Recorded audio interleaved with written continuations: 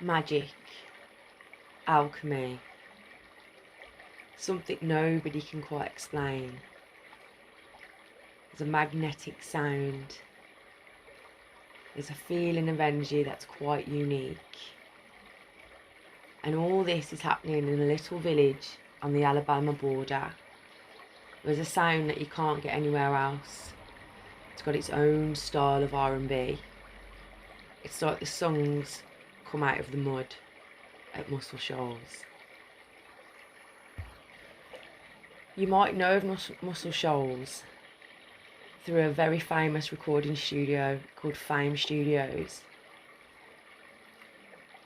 Artists from the likes of the Rolling Stones, Aretha Franklin, Dwayne Allman, George Michael, Wilson Pickett, Willie Nelson, Lynyrd Skynyrd, Joe Cocker, the list goes on.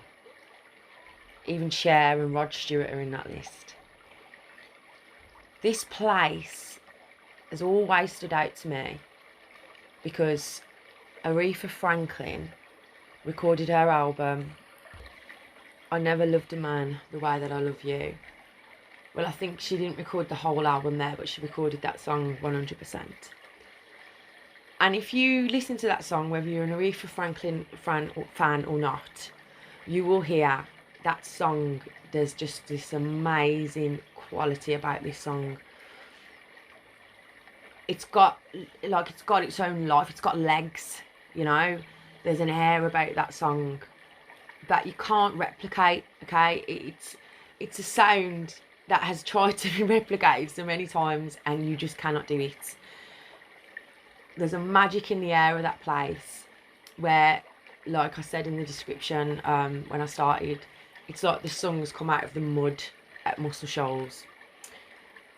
Another great song that was recorded there is Careless Whisper by George Michael.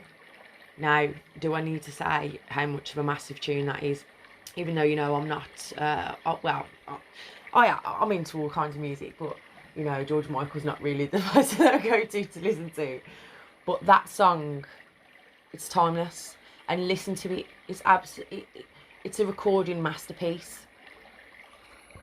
Another great, amazing song is Jimmy Hughes' Steal Away, and that was actually the first song that was recorded at Fame Studios by Rich Hall, who's obviously the owner and the founder.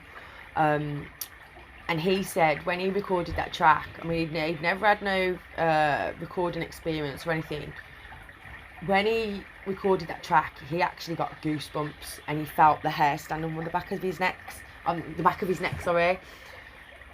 To me, that's just a significant sign of energy. That is, like, he was right on the energy. He was working with the energy and he felt it right through his body when he finished that song. Again, it's an exchange of energy. It's incredible. I really highly recommend everybody to go away and listen to Jimmy Hughes' Steal Away, 1964 recording. It's amazing, absolutely amazing. And you'll think for a minute that it's Little Richard, but it's not. But again, the song is just incredible. It's like the record has got its own power. I can't explain it. You need to go and listen to it yourself, and then you will understand. You'll be like, oh, I can see what Jay's on about now. Now, what sparked my interest in this place is I found out that there's a guy, well, he passed away in 2017, but he spent 32 years of his life building a wall in commemoration to his great-great-grandmother. Okay, his name's Tom Hendricks, and he's a Yuki descendant, okay? And as I said, he spent 32 years building this place, which he called Ichapi, which means it's a special place, holy place, a place of music and people, okay? There's £8 million of stone that's gone into this memorial for his great-grandmother, as I said, who was a Native American, okay? So in 1830, US President Andrew Jackson signed the Indian Removal Act, authorising the forced exodus of tens of thousands of Native Americans from their ancestral lands and their resettlement in parts of the country that were unknown to them. So basically, like, as I've said before previously, a lot of people got moved around, tribal members. ended up settling in places that was foreign to them, you know. One of these Native Americans was a teenage girl from the Ute tribe who lived alongside Alabama's Tennessee River, which was revered as the Nunhasay, the Singing River, okay? Now, this is right next to Muscle Shoals, okay? This is runs alongside it. Everything is literally in close vicinity of the Tennessee River, okay? Her name was TeNays, and she was sent with her sister and the rest of the tribes to the Indian Territory in what is now Oklahoma, a walk of almost 600 miles due west along what became known as the Trail of Tears. So I'm thinking everybody knows what the Trail of Tears is, okay? So it was devastating. TeNays was unable to settle in Indian Territory as none of the rivers or streams there could sing to her like the river she knew. So the young girl decided to walk back alone, guided only by the location of the rising sun each morning. The journey took her 5 years. 5 years. So she was so adamant to get back to this river. Like, that just tells you the power of the river. If this young girl is going to walk five years, 600 miles to get back to it. Okay? So Tom Hendricks, when he was growing up in the town of Florence, where the Ute people had lived, he was told about his great-great-grandmother, TeNays Wall, among other tales he heard at his grandmother's knee. Tales like how Brother Rabbit lost his tail, why Brother Turtle smiles, how Sister Hummingbird came to be. And this started with him early in the 1930s, as I said, when his grandmother would wrap him up in a quilt and started sharing these beautiful stories with him. So this captured this little boy's imagination a very, very long time ago. Now, they say that the great dams, the TVA and the Wheeler, are softening the woman in the river songs. But if you go to the quiet places and listen, you can still hear her songs. And he says he knows this because he hears it every day. Okay? He went to speak with a Ute grandmother who was very, very wise, and said he wanted to do something to commemorate his great-grandmother. So the wise woman said something which sparked his mind to use stones. She said the Ute people honour their ancestors, and they believed their ancestors were stones.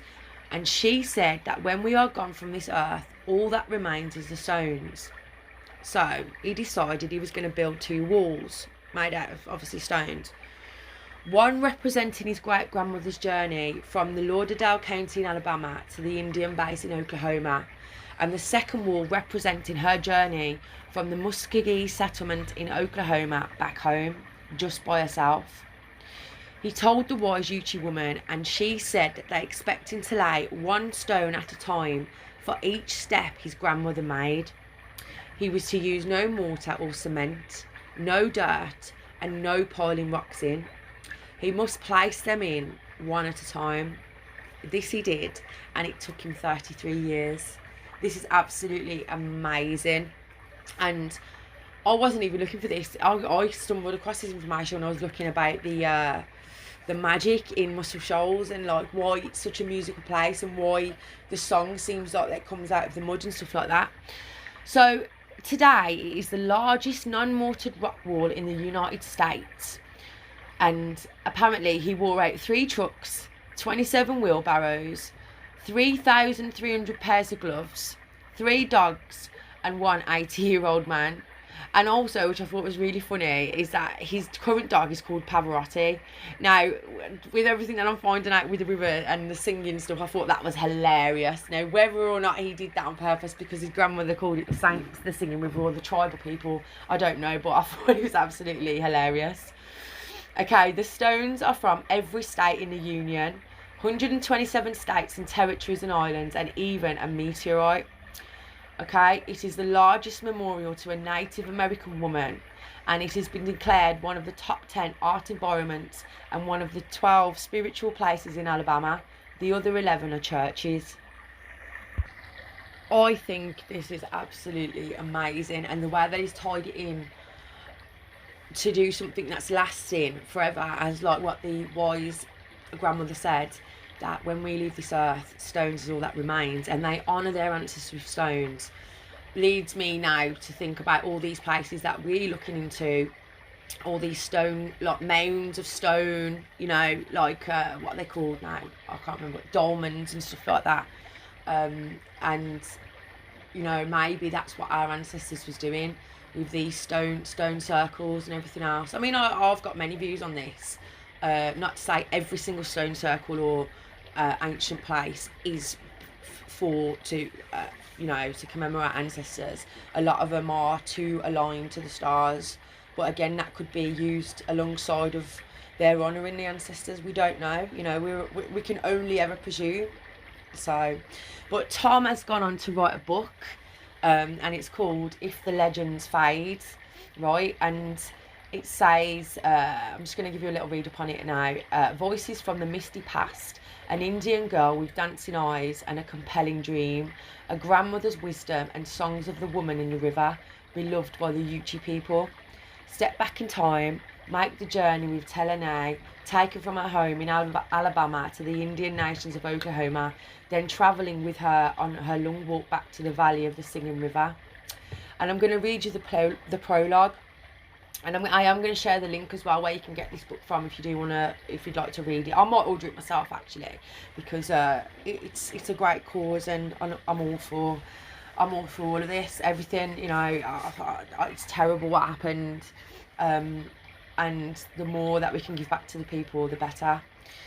So it goes on to say, Iwash ne ii mellow, greetings brothers and sisters, let me tell you of a journey of a young girl, a healer, a daughter of the sun.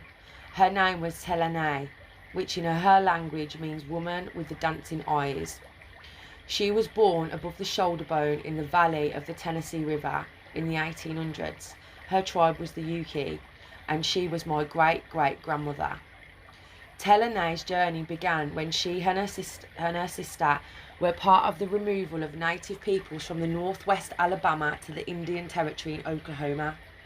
Almost from the beginning of her exile, TeNays had a recurring dream in which her grandmother beckoned to her from a hill overlooking the river. The Yuchi people believed that in the Tennessee River there was a young woman who sang beautiful songs. They called it the Singing River. When she reached Oklahoma, my great-great-grandmother said the rivers and streams were silent. She felt she had to return to her homeland. On her journey back to Alabama, TeNays encountered people and places both good and bad.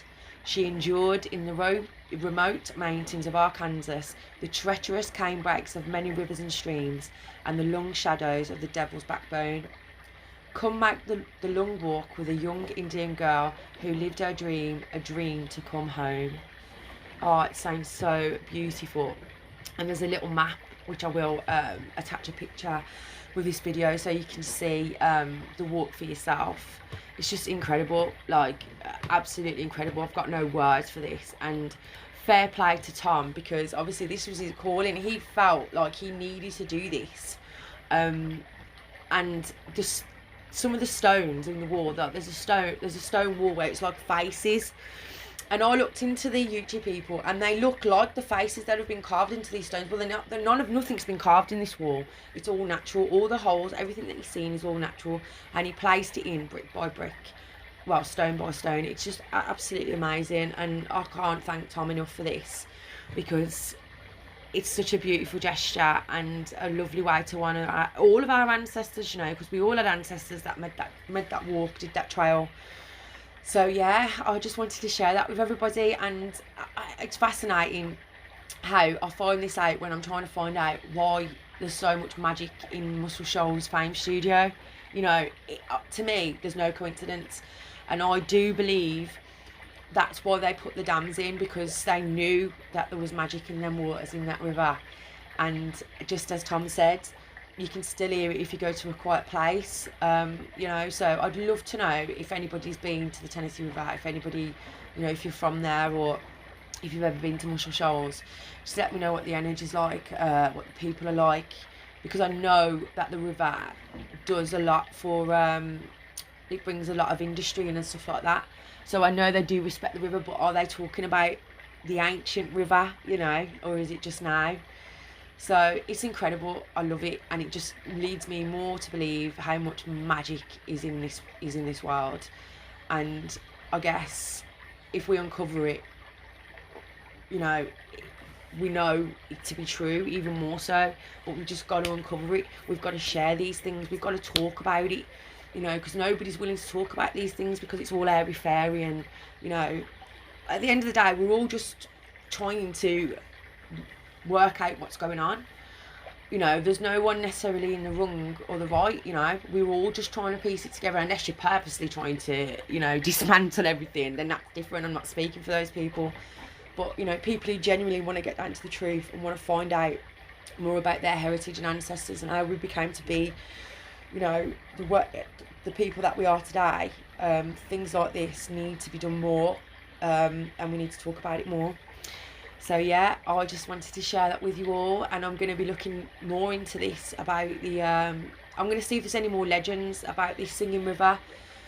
Because it's all so fascinating how it's always tied with rivers and water. Like, you've got the Mersey beat, the Mersey Sound, which is Liverpool, right next to the sea, and the river, the Mersey River and whatnot. And then you've got the Mississippi River. There you go. I don't even need to say anymore. It always seems to be where there's water, you know, the music flows in a different kind of way. And also, I do believe, again, I need to look into the ley lines. If anybody wants to do it for me, I'd be really grateful to see what ley lines are running under Muscle Shoals, okay? Because I reckon there's got to be something there that's making it magical. You know, I'm all about energy, frequency, resonance, vibration, you know, and the earth is magnetic, you know, everything works with each other. There's a push, there's a pull, there's an in, there's an out, there's an up, there's a down. So I do believe that there's powers, well, natural powers at play here, and the proof is in the pudding. Go and listen to Aretha Franklin, I Never Loved a Man the Way That I Loved You, and you tell me if I'm wrong. Right, I'm going to leave that there. I hope you're all having a blessed day. Thank you for being part of my channel. Thank you for sharing my work. If you want to book a session with me for some sound healing, or if you want a card reading, please drop me an email. All the information will be in the description box. I'm going to leave it there. Thank you so much. Sending you lots of love, lots of light. Take care.